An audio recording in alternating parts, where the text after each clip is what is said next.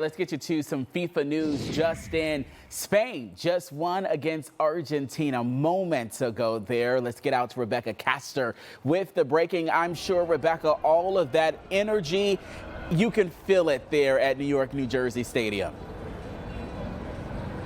Hey, Eric, what an incredible match. I mean, this just happened. Spain just won the 2026 World Cup here in New Jersey. I'm sure in the next few minutes you're going to see fans just piling out here. I will say there was significantly more Argentina fans here today, so a lot of people leaving disappointed tonight, but for Spain, what an incredible win. I mean, they really dominated this match. They had possession for the majority of the game. It had to go to overtime after no goals scored in the first 90 minutes. We had two 15-minute halves. Spain was able to put one in, and you know, Argentina was playing with one man down on the field. One of their players got a red card in those final minutes of regulation. But I think analysts could argue that even if Argentina had a full squad on the field, Spain still dominated this match. They have looked like champions this entire tournament. They only gave up one goal this entire competition.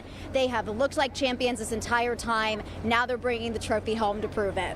I mean, Spain went from just being European champions, now they are world champions. Talk with us about maybe some fans that were going into it. Who did people think were going to win, or did people even have a clue because there's such good teams playing?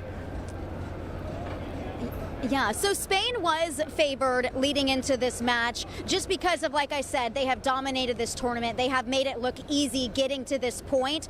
But as we know, Argentina had Lionel Messi on their team, and he can always pull out some last-minute magic. Looks like he may have run out of some of that magic dust tonight.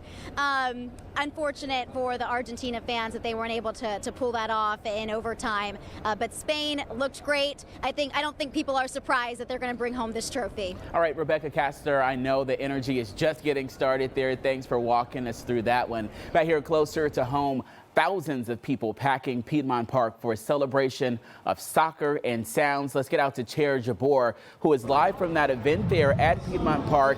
A lot of people behind you. I know Ludacris is taking the stage. What was the reaction when people realized that Spain won it all? Yeah, Eric, we just heard a loud cheer of people, of course, for Spain now that they officially have won the World Cup.